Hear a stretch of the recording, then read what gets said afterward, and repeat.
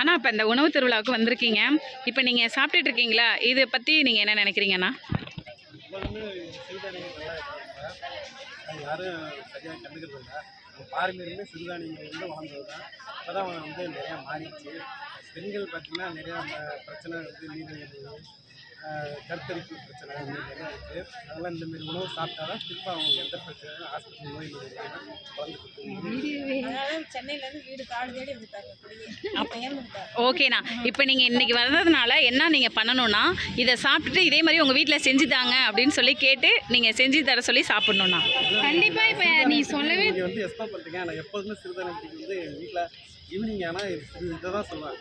வாங்கி கடையில் வாங்கிட்டு வந்து நீங்கள் எதாவது ஈவினிங் ஆனால் பயிர் செஞ்சு கொடுங்க அப்படின்னு சொல்லிட்டே இருப்பேன். ஆனால் வீட்டில் இருக்கிற பெண்கள் எல்லாமே இப்போ என்ன இந்த நாகரீகத்தை நோக்கி போயிட்டு எதை நோக்கி ஓடுறாங்கன்னு எது ஈஸியாக கிடைக்குங்கிற மாதிரி போயிட்டு ஃபாஸ்ட்டாக ஃபுட்டு வாங்கி சாப்பிட்டு ஃபாஸ்ட்டாக போகணுன்னு எல்லாம் நினைக்கிறாங்க. அவ்வளோதான்.